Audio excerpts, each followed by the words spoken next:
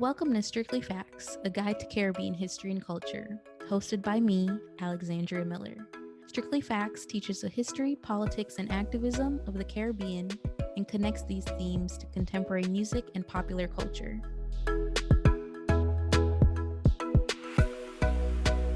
Hello, and welcome back to another episode of Strictly Facts, a guide to Caribbean history and culture. I am Alexandria Miller, joining you all as always.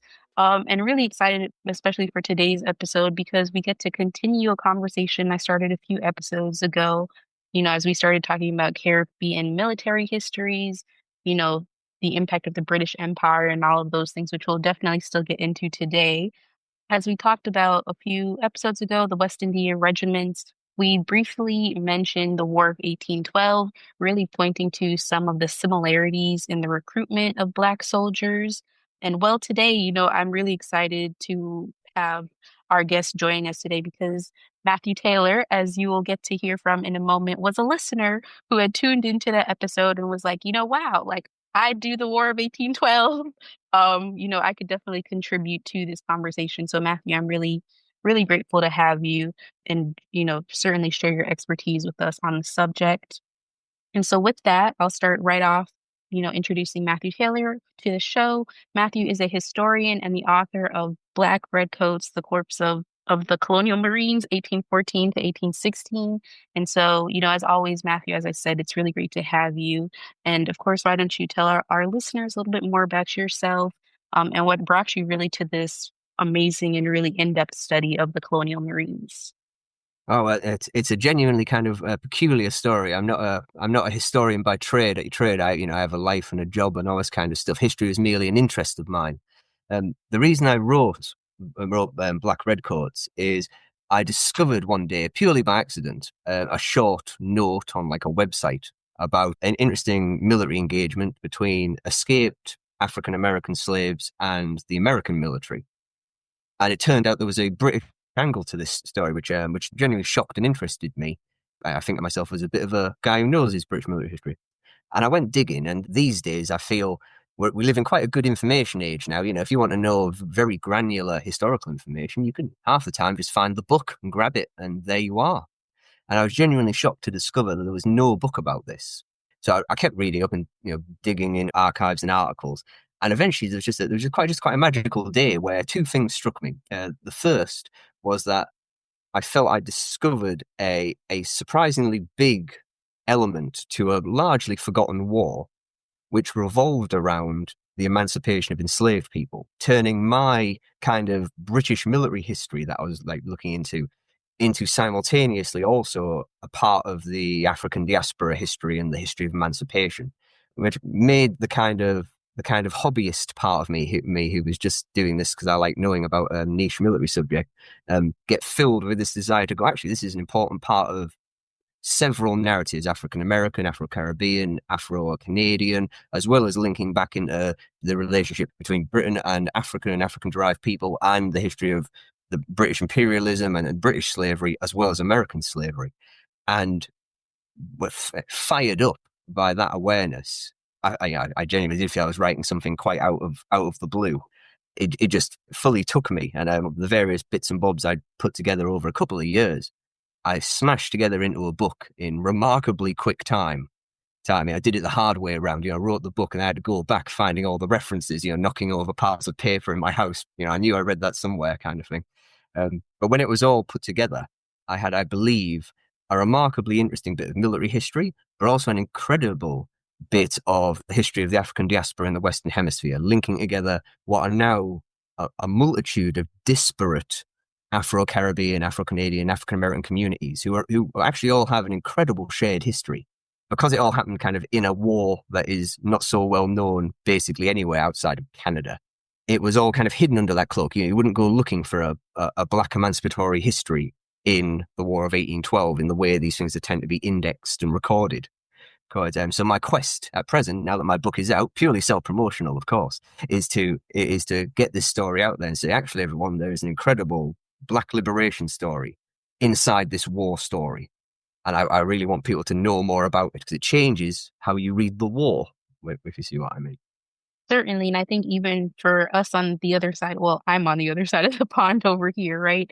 What you said about, this awareness of the War of 1812 is certainly true. It was mentioned very briefly in my like high school US history education, but it was certainly more dominated by the history of the American Revolution, right? So the War of 1812 kind of serves as this little blimp following the American Revolution from 1775 to 1783. And there were a few factors certainly influencing the War of 1812. There were certainly some political issues that existed between the two, from things like, British imposed trade restrictions.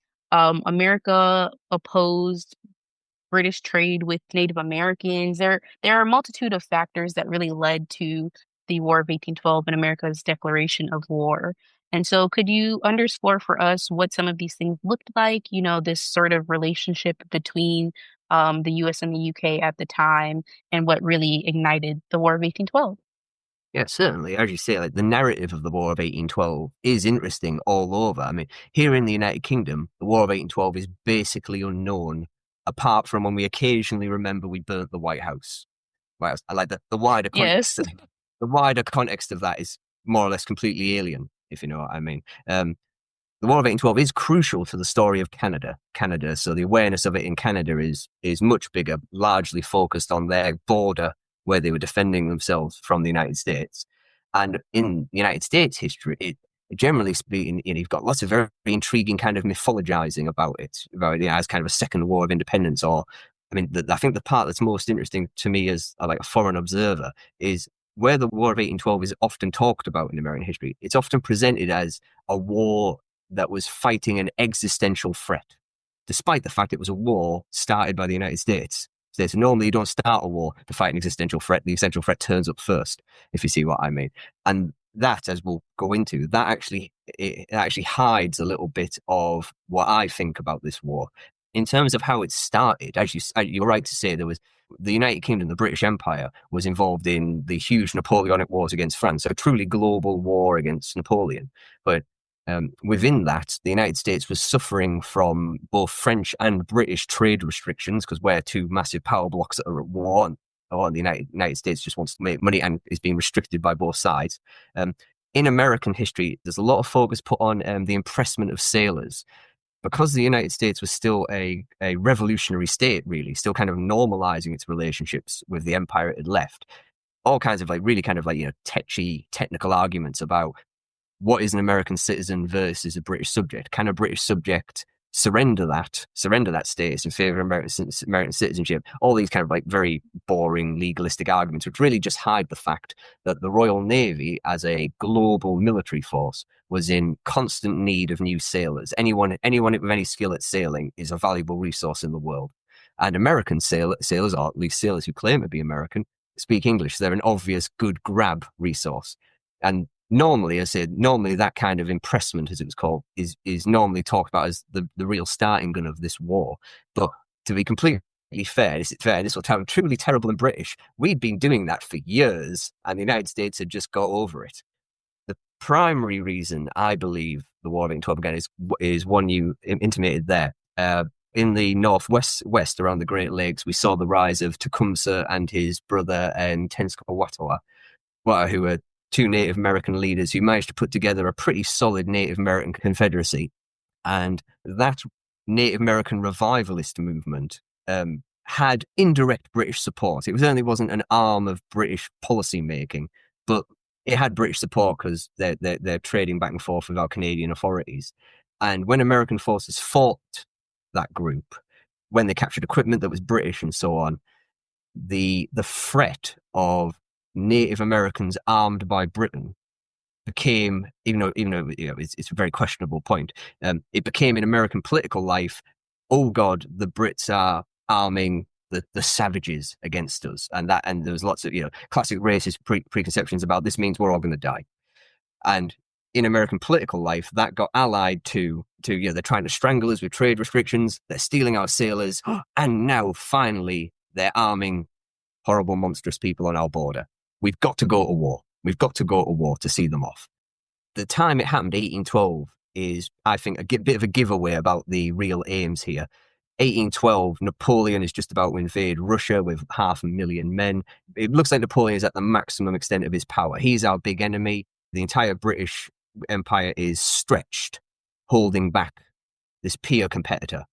So this is the perfect time for a small, scrappy and revolutionary state to get some concessions out of us. And I believe that the American political establishment at the time, which wasn't uniform, it was largely factional, but the faction in charge of America at the time thought, if we launch ourselves into Canada, we can remove the source of aid to Native Americans by just kicking British influence out of North America, the continent, entirely. There'll be no more direct connectivity. And then maybe we could, maybe we could use that land as a negotiating tactic to get better terms, maybe even give it back, maybe not. But I think the idea germinated that the Brits are really busy fighting a much bigger war. If we pull off some lightning victories in the early stages, we'll be at the negotiating table in a really strong position. Luckily, from my British perspective, it didn't play out that way. The Canadians, for various reasons, put up a significantly better resistance than was anticipated. But that's not to understate the fact that the British Empire was in a very weak position. There was virtually no regular British military in Canada because we didn't see a threat, and we were still heavily stretched. So as we go into the story we're going to talk about, the British Empire decides to retaliate to the American invasion of Canada with what, in many ways, was the only thing we could do. We used our significant naval advantage. We were going to send a fleet into the Chesapeake Bay, which, of course, is looked on by Virginia and Maryland, the real heartland of the United States at this point. Virginia is very much the ideological underpinner of the entire American project. And the idea is we send a fleet into there, and no bones about it, we're going to launch a terror campaign. We're not going in to capture land or retake America. We're going in to interdict trade, attack towns, set fire to things, and bring a war to the center of American political and social life in the hope it will induce political change, in the hope that people will turn against the president and Congress and say, we need to get out of this war. First off, thank you for underscoring, this wider history of the War of 1812 and how those who we will talk about in terms of the Colonial Marines really get involved. I think, at least for me, what you're saying has brought us to a point of understanding that the enslaved people who were in the U.S. at this time, Britain had certainly, for those who listened to our West India Regiment episode, learned that Britain had a track record of sort of saying, if you come, I don't know if work is necessarily the right word, but if you come and serve as part of our British troops, right, we will give you freedom in a sense, right? And this is definitely similar and was also the case for the War of 1812. And so, can you talk a little bit about how and why, beyond just, of course, freedom, but sort of cementing this legacy that the UK established of, granting those who are not necessarily within their actual colonies freedom for their service? Yes, certainly. During the War of Independence, particularly as the military situation turned against us, we began this process. Lord Dunmore and Clinton and people like that offered freedom to American slaves if they would escape from their masters and join British forces to fight initially, and then later it just became a blanket offer of freedom. Freedom, if you flee American territory, we will find freedom for you. There is an interesting tension there where on the British side, there is a definitive, this is entirely a military need. Anything that undermines the opponent, and slavery is an obvious weakness in a society because it creates is an automatic third party who are not interested in being loyal, if you know what I mean. So you exploit that, obvious. But there was also in British culture at that time an emerging political and social movement which would eventually become full-scale British abolitionism, aided by the fact that by pure accident, slavery never really got established here in Britain on the home island. It was entirely an offshore thing, out of sight and out of mind, if you see what I mean, which makes it much easier to be very moral about slavery when, you don't have to deal with it day to day, if you see what I mean. But that freedom giving in the War of Independence, and again, it's one of these things where reconstructing it as a historian today is difficult because we're working in the histories of people whose lives were unrecorded.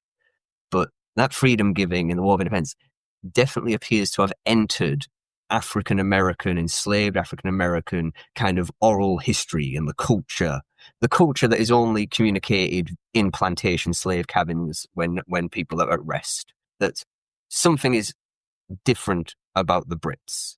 It's interesting because there was no doubt whatsoever that enslaved African Americans were very aware that in the Caribbean, British slavery was still going strong because there was lots of movement of people between those in the years up until the end of the international slave trade. So, various people in Virginia or whatever might have began their lives as enslaved people in Jamaica or somewhere like that before being sold into the American market. So it's not like they were blind to the wider context.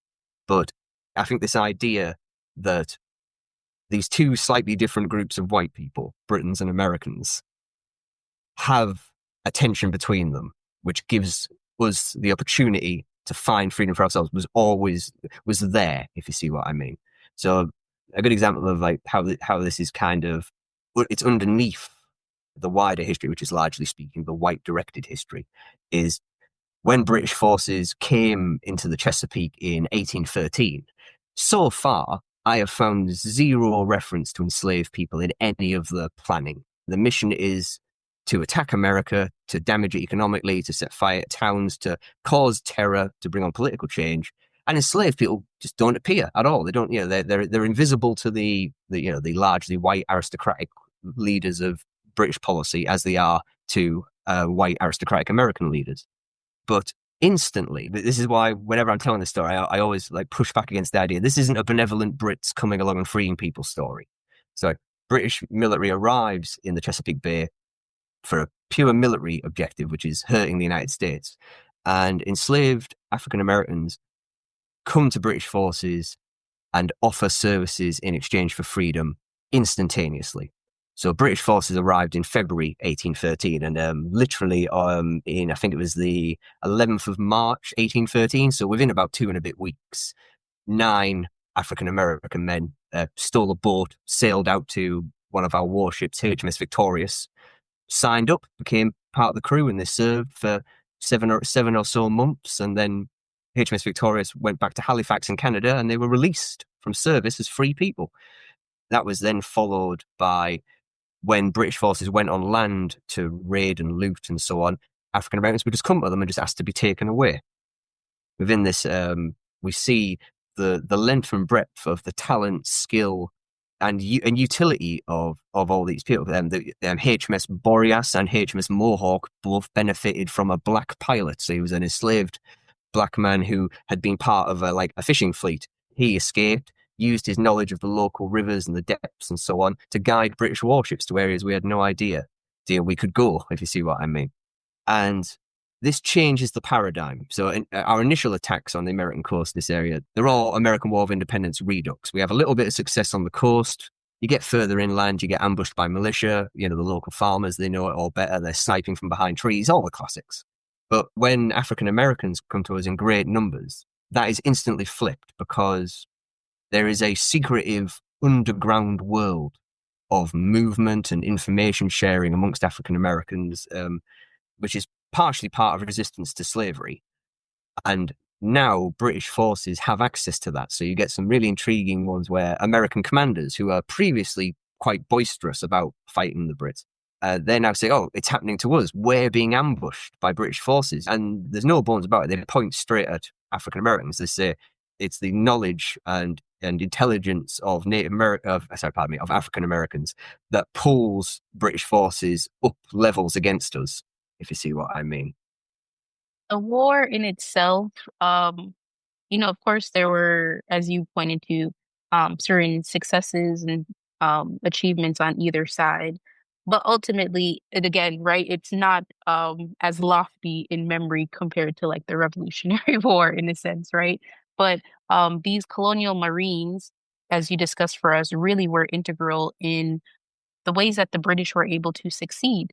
But I think, in a sense, there's this really interesting moment, and this is primarily where the Caribbean starts to become central to this story, right?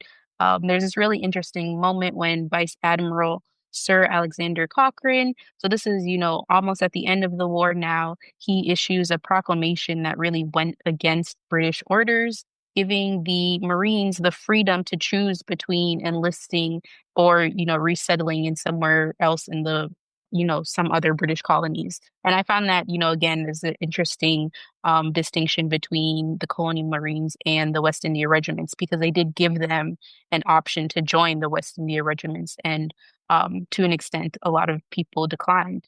They chose freedom, they chose to resettle, right? Mhm. And so this proclamation not only really impacted and was received poorly by the British military, but also impacted the US military, who tried to sort of falsely promise the same thing in some regards. But could you really help us understand this moment, that Cochrane establishes, and then how this eventually then leads to the resettlement of colonial Marines and their families in the Caribbean? Certainly. Well, Cochrane's proclamation is remarkably interesting story. So the whole time from 1813 into 1814, as British forces are raiding and fighting the Chesapeake, as well as bringing in largely young men who are becoming colonial Marines, and we form them as a unit, and we later integrate that unit into the Royal Marines as well. So it's an interesting note in that it might be the first British military unit to be formally racially integrated. There's a bit of an argument there because it was never as hard segregated as you might imagine, but it's an interesting point. But while the whole time these young men are coming to us and becoming the black redcoats of my book and having this remarkable kind of psychological effect on the United States because, they're both escaped enslaved people. So it's the image of the nightmare slave revolt, but also the uniform of the foreign king we've recently got rid of. So it's a real duality of nightmares there.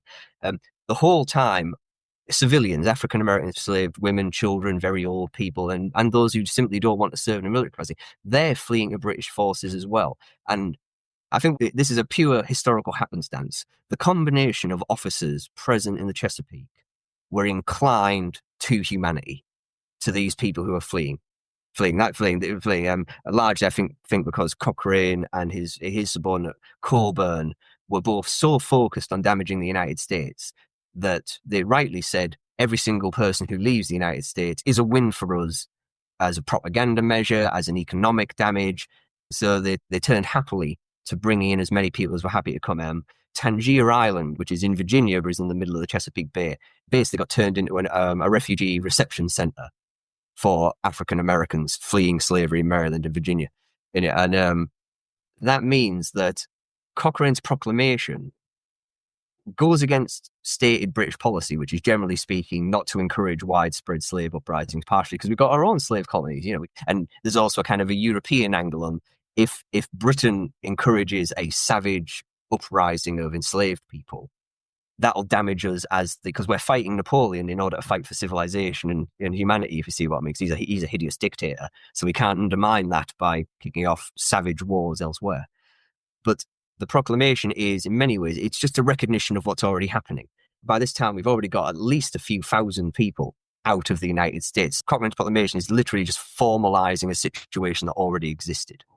And indeed, as you point out, from London, the orders were actually quite charmingly bureaucratic. The orders were anybody who wants to come and fight for us, stick them in the West Indies regiments because we've already got those. That's where black people serve, so they should go into there. And also, there's a great line about also that don't liberate too many people because liberated people we have a responsibility to look after, and that means that's a cost of money, and we don't want to spend too much money.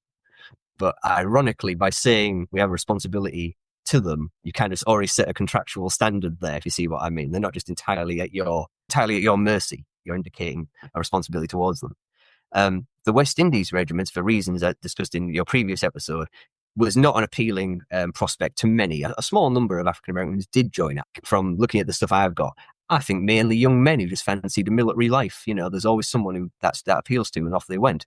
But the open-endedness of West Indies service, the idea you could be in the regiment your entire life, and also your legal status is still a bit questionable in terms of where you are in the hierarchy of British imperial power. That just didn't seem to appeal. So the Colonial Marines and the wider black refugees, as they became known in British reports, kind of maintain a coherent, we're Americans, not necessarily identifying as Americans in support of the United States, but we're a different group here. And the way this order was created, as I said, was just a recognition of the reality. By this time, British officers in the Chesapeake, they're writing what looked to me like back covering letters like, well, I raided this town and I left with 60 enslaved Americans, 10 of them are going to be soldiers, all the rest of their families, but there was no way they were going to come if we didn't bring their family. Like, they're kind of cleaning their hands of it and saying, it isn't my fault, if you see what I mean. That aspect of the British military operation ironically becomes more and more important. By the very end of the war, there's a really fantastic incident which technically took place after the war ended, where British forces liberated some enslaved people from in Maryland. The slave owner came out to the British fleet and said, "The war's over. Give me them back, because that's war loot, and we're not at war anymore."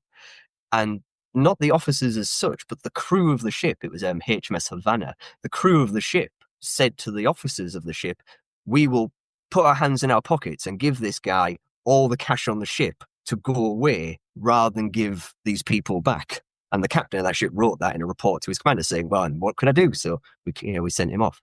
There is quite a charming coda to that. In the two of the enslaved people in that raid were, I think, George and Lucy Hall, and they are the parents of William Hall, who was the first black recipient of the Victoria Cross, which is Britain's highest award for gallantry. He was born in Canada. This disconnect between kind of wider British imperial policy and comprehensive proclamation, it doesn't appear to have had a massive ripple effect in British life. In the context of the hundreds of thousands of people trapped in slavery, we're talking mere thousands, if you see what I mean. So it was a small pocket. Like, Cochrane didn't take any stick for going too far or anything like that either. He was able the whole time to say, this is a brilliant military opportunity where we have here, by denuding the United States of a core part of its economy. And sure, it leads us with a long-term issue of what do we do with these people in the context of them being black people, and we've got a very clear slave society in our own colonies in this region. But it didn't seem to ruffle too many feathers, thankfully. But I think that was primarily because it was a recognition of what was already happening. Lots and lots of people were already in our hands, and what can you do? You can't give them back to your enemy, because that would obviously undermine our honor militarily, as well as our trustworthiness of an ally. But similarly, we can't then just say drop them into the British slave system, because that would be a betrayal that would equally undermine Britain's position. This really brings us to what I, really find interesting about this history, and the position of the Colonial Marines, because they go on to create these vast communities in places, like Trinidad, Tobago, Nova Scotia, as you mentioned, Sierra Leone, and all these other places that we've talked to briefly in different aspects throughout the show, in terms of Caribbean migrations to, other parts of the world. But this is a particular instance where you see not just the soldiers, but of course, as you mentioned, their families also coming with them. For instance, almost 900 people go to southern Trinidad as part of this resettlement from the Americas to Trinidad and Tobago due to British colonialism, right? Um, Similar things happen, as I mentioned, in Nova Scotia and other places. So could you talk to us a bit about, you know, these actual communities that are born in, parts of the Caribbean as a result of, the British really having this almost ironic, lenient sense, as you mentioned, right? Because again, slavery is still existing in these colonies, and what this then creates in terms of, again, these new free peoples, free communities, while also there are almost 20 more years of enslavement still happening in the region. Indeed. Well, as I say, I mean, this wave of refugees, the black refugees of the war, 1812, the line I always like to hammer is that the African American people who self-emancipated, because again they came to British forces and by their presence negotiated the terms. If you see what I mean, benevolent Brits didn't just offer this. All the people who escaped in the War of 1812 from slavery, that is the largest successful emancipation of enslaved people in American history, between the War of Independence and the end of the American Civil War. In kind of Western Hemisphere history, the largest between the Haitian Revolution and the end of British slavery. So there's like a 20, 30-year gap between Haiti and the end of British slavery. Right in the middle of it, you've got this emancipation, which is big and forgotten about because it happened in a war. That wave of refugees, as you say, it creates a great arc around the periphery of the United States, from Nova Scotia across to Sierra Leone, down to the Bahamas, and down to Trinidad. The Trinidadian connection is the most directly connected to the unit, because black refugees from the War of 1812 were dispersed continuously throughout the war, and that included Colonial Marines who like signed off and said, "I'm done," and they went to Canada or wherever. But a core number of the unit, several hundred people, remained in British service and were moved to Bermuda at the end of the war, where they were held at the Royal Navy dockyard there. It looks primarily so they were ready in case war kicked off with America again. If all the treaty stuff fell apart and war happened, we could rock right back in and start all the same trouble all over again with this unit. But as the situation cooled down, what to do with them as a group came up, and it was decided to settle them in Trinidad because Trinidad was a relatively new British gain captured from in recent years, and large parts of it were still undeveloped. And that we can perhaps point a little bit to the fact because it was a recent British gain, it was essentially a military dictatorship. The British governor of Trinidad was completely in charge. There was no like representative council, which in every other island that had a representative council, possibly a representative of the largely white landowning, slave-owning class, so represented their views. There was nothing like that in Trinidad. There was just the British military governor, and he was in charge. So he said, well, I've got a large internal area of the island in the south near Maruga, needs development, so we can put these people there. And the slave owners of Trinidad did actually complain and did say, hang on, this is dangerous. You're bringing all these free black people with military training. He waved them off in a way which I think is emblematic of this kind of, sometimes to the modern eye, seems very peculiar British ambivalence about slavery. He waved off all the slave owners by saying, well, these people, they're going to be free farmers. They're going to be landowners in themselves. They'll have as much to lose in a slave uprising as anyone else. Their property rights and so on. Those are the kind of things that get threatened in revolutions, if you see what I mean. So they'll be on the establishment side if that should ever happen. And anyway, you can't tell me what to do because I'm entirely in charge. They push them aside. While some black refugees, largely from Florida, had already been settled in the area around Port of Spain, the Colonial Marines were all put in this one particular area of Trinidad, organized by the military company they arrived in, which is why you've got the company villages like Third Company and Fourth Company, where the towns are literally called after that. And everyone was given little plots of land which they could develop. There's an interesting comparison here because black refugees who arrived in Nova Scotia, they generally speaking had a harder time.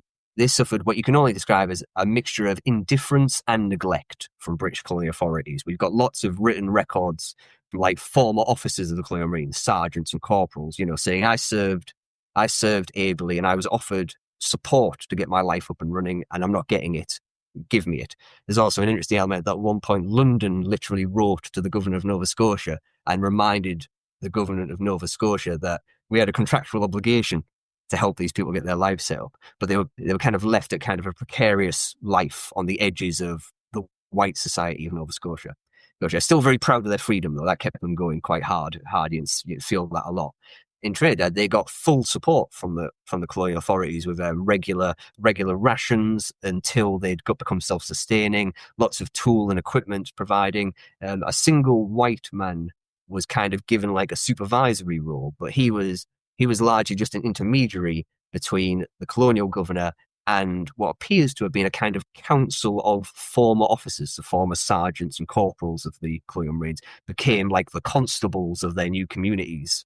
And because they were kind of in the interior of the island, they managed to maintain a quite insular community away from the coast, which was largely slave plantations. And that community became the Merikins, as they're now called, a recognized ethnic group in Trinidad and Tobago. All kinds of like charming little hints of their history. They're very clearly, to my Anglican eyes, they're very clearly Virginia Baptists, while the rest of the island is Anglican or Catholic. There is lots of rice dishes, including rice dishes made with a type of rice that's from Georgia in the United States, and was weirdly for a long time considered extinct until it was rediscovered, still being used by the Merikins. There's lots of interesting connections there where modern Georgian African Americans, like digging back into their own culture, had to go to Trinidad to find the more direct connection, if you see it, about the intercessionary period of American history. And their arrival on Trinidad was like a central moment in the development of Trinidad as a British colony, and creates this interesting tension where you've got a nominally slave culture with a free black militarized group. There's definitely indications that kind of the military ethos kind of retained itself in that community for quite a while afterwards, and their insular nature eventually kind of hides them. So they're a minority within Trinidadian and Tobago culture, so they kind of disappear for a long time. They're just in there in the hills. And in the modern era, because we now live in a much more interconnected world, the community is dispersing, and there's a genuine fear that certain aspects of the unique nature of the American history might be lost as the culture disappears from its insular geographic home. I mean, to give you a good example of that, Matt, I think I've been contacted more by African Americans who are the children of Trinidadian immigrants to America in the 20th century who have this heritage, because they're trying to find where they stand in kind of the world, if you see what I mean, by tracking this history back. I think that is part of one of the, sort of most intriguing to me elements of this history, um, especially coming from the Caribbean context, where a lot of our conversations are centrally talking about Caribbean migrations outward, right? So leaving the Caribbean to go to UK, to US, to all of these other places. But here we have a moment where African Americans left the US, self-emancipated. I want to, especially emphasize that point. Um, Resettled in places like, as we mentioned, Trinidad, the Bahamas. And, due to, again, this continuing migration appeal, have maybe moved back to the US and are now trying to connect these histories. So I think that's just, one element of the ways that we can definitely see the Caribbean as really being central to this new world paradigm that is sort of always in conversation or talked about. And I don't know to what extent we've really underscored the ways that, the Caribbean has played not just a factor in, you know, our own communities, but in other communities across the African diaspora. Um, to that point, because I'm always looking for ways to put our listeners on into, understanding these histories in different sort of ways. What are some of your favorite examples of how this history shows up, of the colonial Marines in popular culture more recently today? Wow. The Colonial Marines are, to my intense annoyance, bizarrely unknown. I say that like with genuine meaning. I do find it strange that in right now we're still in a period where history in general, we're really on a quest to make history much more multifaceted, to pull away from the dominant central national narrative set by usually establishment force to this is what happened, this is the story, if you see what I mean. Instead look at everyone's experience of history and, empathize, put ourselves in their shoes and imagine how we would have acted in these contexts, and try to build our histories back and not just be told what the history is. The Colonial Marines, for me, their lack of popular culture resonance, I think, is evidence that we need to work hard on that. Because I mean, to give you a core example, when we talk about the history of Western Hemisphere slavery in general, most of it is a hideous blot on humanity. It was a seemingly endless crime against humanity over and over again. But within that, we celebrate quite rightly people who resisted, and resistance to slavery, when talked about, is nearly always presented as like this tragic tale. Resistance is always met by reaction. The reaction is always hideous and intense, if you see what I mean. With a few honourable exceptions. The the Colonial Marine story is a story of complete success for enslaved people. It is about enslaved people seeing a conflict between their owners, their masters, and a force that is not that different from them, and saying, with our own agency, we can find ways to find freedom amidst this. And they do it successfully. And one of the other really cool kind of micro things I always point out is that the Colonial Marines and all the black refugees in the War of 1812, they didn't just run away. They didn't just flee and eventually find freedom. They fled in very, very large numbers. They became soldiers, and they went back and they got out more people. It isn't just an individual escaping in the night. It's an individual escaping in the night, and he comes back, and he's no longer an enslaved boy, in the racist language of the time. He's now a foreign soldier. He kicks in the door, holds the slave owners and the enslavers up, gets his kids, his wife, his parents, wider family out of there. Part of the joy of doing the history is the sheer number of incredible stories that throws up. I mean, I'll throw some names just for fun. There's a guy called William Kilgore. William Kilgore personally holds up his former slave owner while rescuing his wider family. Intense. There's William Deere, who eventually goes on to run a pub in Canada. He requests and is given leave from the British attack on Washington, D.C. to go and get his wife, Nancy, from a farm, from which shows like the level of agency they had within the British military at this point. We're literally about to launch a very crucial military operation, but yeah, we can let you go and do that, mate, if you see what I mean. That again leads to a crucial popular history point, which is, I would argue, and will argue this forever, that the destruction of Washington, D.C. only happened because of the Colonial Marines. It only happened because of the strategic weakness slavery presented in the American ability to defend itself, which a foreign force, the empire of which I am a descendant, exploited. And I think that needs to be kind of brought in a little bit more. I would argue also that's why the War of 1812 ended in such kind of an abrupt way, is partially because, again, to link it back to the West Indies regiments, when the War of 1812 ended, a large number of colonial marines had been based on the island of Cumberland Island, which is off the coast of Georgia, and West Indies regiments had been brought over as well, and we were going to attack Savannah, the capital of Georgia. And when you look at the numbers, the British army that was going to invade Georgia, which is at this time 45% enslaved African American, the British army that was going to invade was majority black. It was mainly African Americans and mainly West Indies regiments through there. The trajectory of North American history would have been incredibly different if a black army had invaded Georgia, if you see what I mean. And the Americans were not unaware of that, and they were terrified of the prospect. And when the war ended the celebrations, I believe, and the reason in American history the War of 1812 was regarded as this existential threat is because at the time, Americans in Virginia and Georgia, all these places, were sat at home thinking at any minute we could have simultaneous foreign invasion and slave uprising. It's the nightmare scenario. It would wipe away the country. That part of the narrative has been very carefully tamped down, if you see what I mean. And then, sorry, just to pull me back to the point, this is the problem with this subject. It's so cool. You can just ramble about it forever. I think there is one thing about the history of the Colonial Marines in the modern world which retains its magnificent power, which is on Trinidad and Tobago, you have African Emancipation Day, which celebrates the end of British slavery. The American community takes part in those celebrations, and they proudly have banners and flags that show that they became free in 1816 when they arrived in Trinidad, so they were free 2 decades early.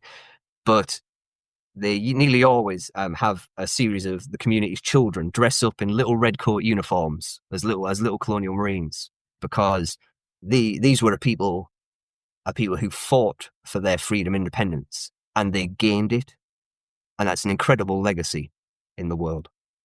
I agree. I think so. And I thank you tremendously for sharing this story with us and this history. I think, you've certainly in that answered my last question, in a roundabout way, just in terms of the need for greater awareness of the colonial marines. But with that, before we close, what are your thoughts just on how we re-understand Caribbean identity for that matter, right? When they're, particularly in this case, like we can see with the American community in Trinidad and Tobago, their origins start in the US, but eventually grow out. And now, many of who still exist today in Trinidad and Tobago, of course. And so how do you then think that some of those complications and those movements and migrations lead us to understand who we are as a people? Well, I would argue that in the Afro-Caribbean community, which I would include everybody whose legacy includes attachment to the Caribbean, it's a reminder that kind of what you were saying before, the Caribbean, it's the crossroads of the new world with the old. The Caribbean in general is an interconnected lattice of histories. You've got modern nationalities, and you're right to be proud in, say, Jamaican or Barbadian or Bermudian nationality. The lattice-like interconnections between all these island nations are too great to simply discount at any time. And the further connection to the United States and the States, the Central America and South America, and then much further afield, back to Britain, to West Africa and so on, you're not getting pulled away from the Caribbean. if you connect yourself to Britain or Sierra Leone or Liberia. The Caribbean is a crossroads of history, a crossroads of civilizations. History is built largely by crossroads of civilizations. You're not a periphery, you're central, because everybody has to transit through you, if you see what I mean. I think people like, what's his name? Barrow, the first PM of Barbados, I think, was a big believer in this idea. It's to not fall for the trap of we're all small little islands, which means we are small in the world, if you see what I mean. I certainly agree with that point. One that has always stuck with me in terms of strictly facts. It's not just about bringing ourselves together as a region, but also connecting the greater diaspora. Because, of course, as we talked about today, there are certainly parts of our people who have moved there. And even beyond that, right? All of these things, these stories and these histories of self-emancipation, of liberation, of people fighting for their freedom very intentionally is something that really draws us all together. And so for all of our listeners, if you really want to learn more about the Colonial Marines, I think again is a tremendous story that too often goes overlooked and one that of course intersects with the Caribbean. Be sure to grab Matthew Taylor's book, Black Redcoats, The Corpse of the Colonial Marines, 1814 to 1816. I will link it in our show notes, as well as several other articles and things where you all can learn more. Again, Matthew, I appreciate you so much joining our show to talk really about this passion and investigative and really intense, but captivated so beautifully, I think, in your book, especially having read it myself. So I appreciate you for joining us. And for our listeners, we hope you enjoyed this episode. Till next time, little more. Thanks for tuning in to Strictly Facts. Visit strictlyfactspodcast.com for more information from each episode. Follow us at Strictly Facts Pod on Instagram and Facebook and at Strictly Facts PD on Twitter.